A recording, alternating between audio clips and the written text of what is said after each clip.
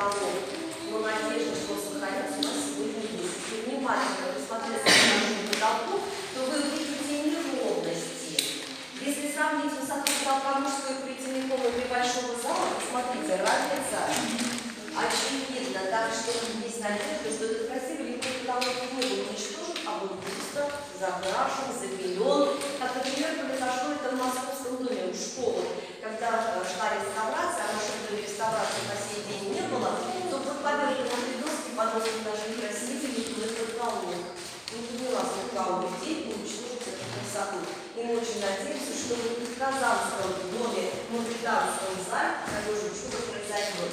Стены мужской курительной комнаты, посмотрите, были украшены очень дорогими, очень темными обоями, гобеленами. И здесь Алексей Ушков демонстрировал своим друзьям дорогую коллекцию холодного оружия заявленным коллекционером. По счастью, в мужской курительной комнаты сохранились великолепные парадные двери, что перед нами. И мы с вами видим, что по сей день украшением парадных дверей здесь является очень тонкая резьба по дереву, ажур, в центре которого мы с вами видим медальон, и в центре уже каждого медальона арабская пятна, написанная сура из Корана. Ручки дверные, посмотрите, сделаны в форме татарской женской сережки. Женщины-татарочки по сей день любят, уважают форму таких сережек. Когда дом Ушковых строился, это было начало 20 века, напротив окон стоял Воскресенский собор. Там, где мы с вами сейчас видим, четырехэтажное светлое здание химического факультета Казанского университета, когда стоял на современном построении Воскресенский собор. Поэтому не случайно центральную улицу города назвали Воскресенской. Но Воскресенского собора мы с вами сегодня не видим. В 1530 году при расширении проезжей части центра города Казани храм уничтожили. Чуть позже, в 50-х годах 20 века, появился уже химический факультет Казанского университета, которым сегодня и любуемся из окон дома Ушковых. Не случайно поэтому Карл Мюнхен украшает дом Ушковых со стороны Воскресенского собора маленькой комнатой Эркера, как башня Карасовки со стороны улицы, украшает куполом православного храма. Рядом находился Воскресенский собор. И сегодня это действительно все утверждает. Но вот со стороны самой мужской курительной комнаты, которая была оформлена в восточном стиле, Карл Мюнхен украшает купол Эркера как купол минаретной мусульманской мечети. Но, к сожалению, все это можно увидеть только через стеклянную прозрачную дверь. Эркер у нас, к сожалению, находится в аварийном состоянии, поэтому мы двери его не открываем, потому что небезопасно выходить в сам Эркер. А вот следующая зала, которую я вас сейчас хочу пригласить, была и остается самым теплым помещением школы. На ваш взгляд, самая темная зала в доме школы, какая могла быть комната? На ваш взгляд? Наверное, была бы это спальня, если бы мы жили с вами строили этот дом в 21 веке. Но в каждом виде это оказалась столовая.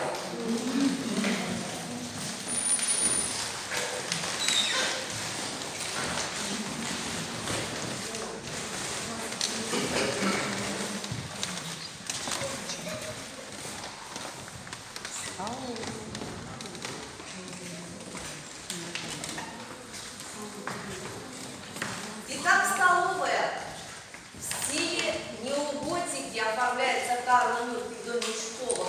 Это самая темная зала, самое темное помещение. Потолок красивый, резной, посмотрите, над головой сохранившийся, был изготовлен из мореного дуба. Из мореного дуба также были изготовлены ручками, ничего не трогаем, нижние части панели с небольшими полочками, где Зинаида Николаевна демонстрировала своим приглашенным гостям дорогую коллекцию китайского фарфора. А вот стены столовой от полочки и до потолка имеют красивые орнаментальные рисунки. Как вы думаете, из чего они были сделаны? Вот тоже человек считает, что это шпон дуба. Оказалось, это папье-маше. Перед вами папье-маше, рисованная бумага, которая стоит 15 лет. И сохранилось это папье-маше, которое украшает по сей день стены столовой, благодаря книге, которую создала микрофон. всю излишнюю влагу и сохранились великолепные стены. И мы с вами видим, что в столовой присутствует небольшой балкончик. На небольшой балкончик когда-то поднимались по внутренней лестнице музыканты. И живая музыка звучала не только в красивом парадном зале, но и здесь, в столовой, дома, в школах.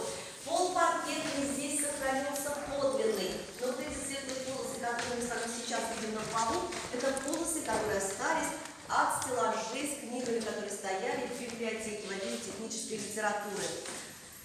Ну и самое светлое пятно в этой темной комнате, конечно же, было и остается окно. Самое окно большое в доме в школах, самое большое окно когда-то в городе Казани. От самого пола до самого потолка. Как вы считаете, сколько высота потолка здесь? 4 метра. 6, почти 6 метров, 5700. И вот в этой цельной дубовой раме окно было привезено, как все окна в доме в школах, из Венеции.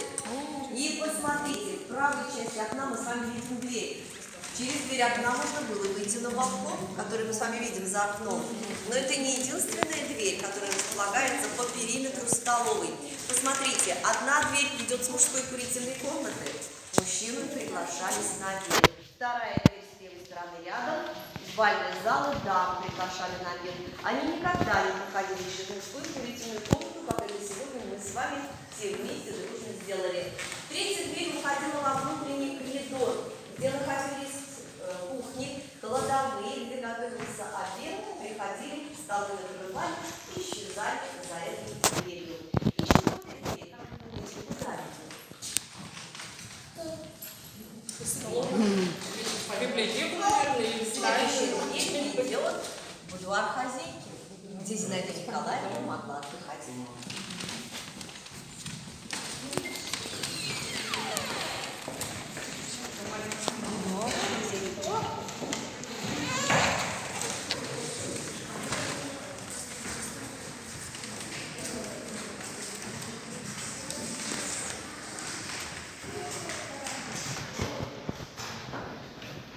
Как мы с вами видим, площадь будуара хозяйки совсем небольшая.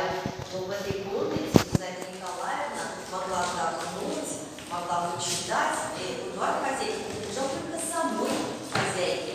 Была оформлена будуар для Зинаиды Николаевны коробки в стиле легкого воздуха, в стиле рококо, в нежно-розовом цвете. И мы с вами видим над головой сохранившийся лепной потолок с самоучками, цветами, птичками, посмотрите. Если внимательно присмотреться к фотографии, то мы с вами увидим, что стены когда-то будуара украшали нежно-розового цвета дорогие обои. Тот нежно-розовый цвет стен, что мы с вами сейчас видим, это уже, конечно, повела его библиотека. Но реставраторы здесь обнаружили под краской буквально фрагмент обоев подлинных. И даже с газетами, на которые эти обои когда-то клеились, до революционных изданий с ятями. Так что будем надеяться, что, может быть, большая часть обоев здесь сохранилась, но находится под этой нежно-розовой цветом краской. По счастью, сохранились здесь двери. А вот двери сохранились благодаря тому, что библиотека ими не пользовалась. Здесь стоял высокий книжный шкаф, который убрали только в 2020 году, и который за 100 лет пребывания в этом здании библиотеки не позволил этой двери выгореть в лучах закатного солнца. А вот этой маленькой двери, конечно же, не было в школах. Эта маленькая дверь уже появилась в библиотеке. Нужно было дать читателям возможность попасть в тот или иной отдел. Не каждая комната, не каждый зал в школах имела 4 двери, как, например, столовая. И, как мы с вами понимаем, после реставрации этой маленькой двери, конечно же, здесь не должно быть. Ну, а я могу лишь только заметить, что в розовой гостиной должно быть все розовое. И заметьте, розовые подоконники на окнах в том числе. А вот следующая зала, скорее всего, была спальней. Но пока мы не знаем точно ее предназначение. Считаем, что это все-таки была спальня. К сожалению, не сохранилась фотографии, но если это была спальня, это тоже объясняет.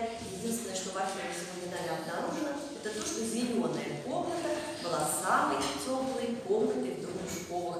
Почему самой теплой комнатой? Вы сейчас все поймете, попав в спальню.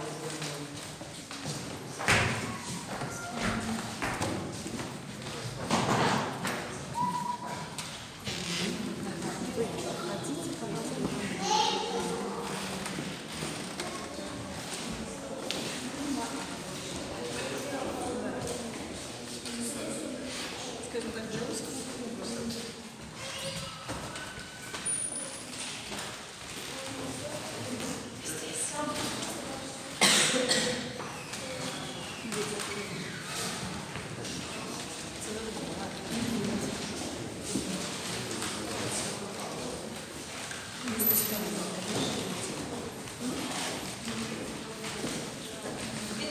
мы с вами сейчас в зеленой спальне, которая была оформлена в стиле барокко, украшением которой по сей день остаются два великолепно сохранившихся угловых камина, которые были сделаны из настоящего камня уральского змеевика.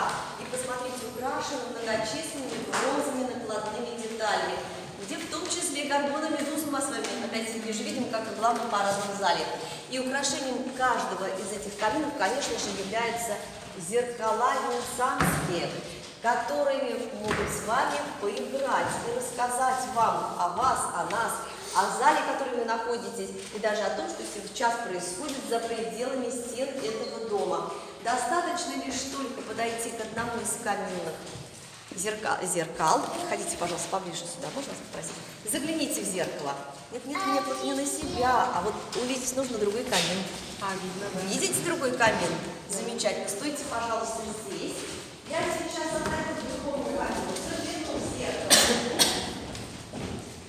И вам отправлю СМС. Получите, пожалуйста. Вижу, да. Посмотрите, ведь мы с вами друг друга не видим, но мы с вами видим отражение в отражении.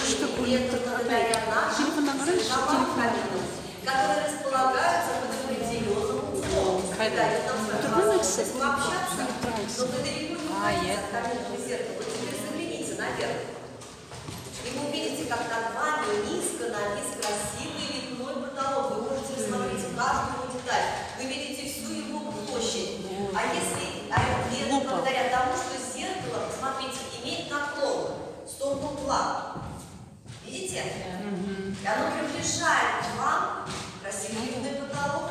Ну а если я сейчас выйду в центр, посмотрю направо, в зеркало, посмотрю налево, в зеркало, я не только увижу ваше отражение в этих зеркалах, я увижу даже то, что происходит сейчас за пределами стен этого дома. И я вижу сейчас химический факультет Казанского университета за окном, старейшую реку города Казани на улице Кремлевской за окном. Я все это вижу благодаря нашим зеркалам, которые, нагреваясь, когда камни топили, отдавали очень медленно тепло этой спальни, этой комнаты. И она очень долгое время действительно оставалась теплой. А вот камины можно было топить как со стороны самой спальни. Даже вот здесь можно увидеть на полу, на паркете.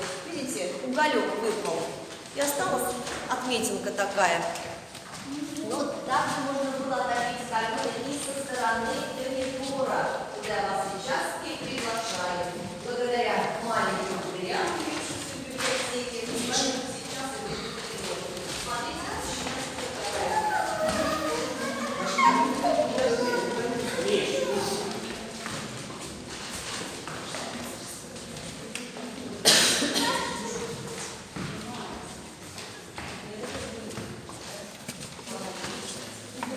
а вот здесь, заметьте, все гораздо скромнее, потому что здесь у школы не жили, здесь жила, работала прислуга. И прежде всего топились наши камины, но красивые камины в спальне, но здесь со стороны коридора они тоже выделены, посмотрите, светлой глянцевой плиткой. Ну а теперь представьте себе, что вот этой стены, что напротив меня, нет.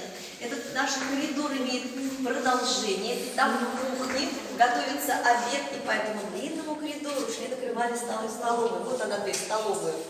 Ну и благодаря нашим окнам мы с вами сейчас можем видеть правое крыло дома Ушковых. Дом Ушковых двухэтажный, был построен в виде каре, в виде буквы «П». Мы с вами сейчас находимся в левом крыле дома Ушковых. Правое крыло дома Ушковых сдавалось в аренду. И там сдавались в аренду меблированные комнаты, где жили прежде всего преподаватели и профессора Казанского университета. А Казанский университет и по сей день практически напротив нас с вами. Но когда Зинаида Николаевна Ушкова в 1916 году, продав дом городу Казани, уезжает к родителям в Москву, Казань распорядилась этим домом на свое усмотрение. И в правом крыле дома Ушковых откроют коммунальные квартиры, от которых дом очень сильно пострадал.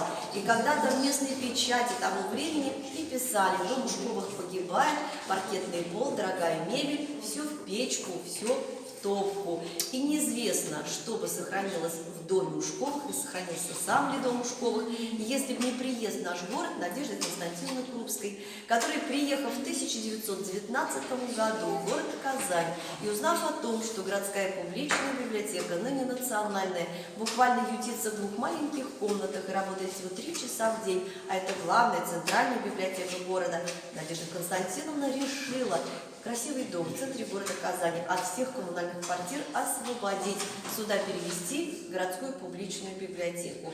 Таким образом, дом был спасен в 1919 году от уничтожения. И все, что мы с вами видели, это все подлинное, то, что как пока на сегодняшний день не тронула рука реставратора. Но, к сожалению, правая часть дома, правое крыло дома Ушковых сегодня находится в аварийном состоянии. И только поэтому мы эту часть дома не показываем. Поэтому надеюсь, что лет через 10, говорят, что если нас закроют на реставрацию, то лет на 10, вы приедете в город Казань, придете на улицу Кремлевскую, или как она будет называться лет через 10, сказать сложно, какая у нас будет политика в нашей стране, и мы с вами все увидим, и в том числе правое крыло. А пока всех приглашаем в рабочий кабинет Алексея Константиновича Ушкова.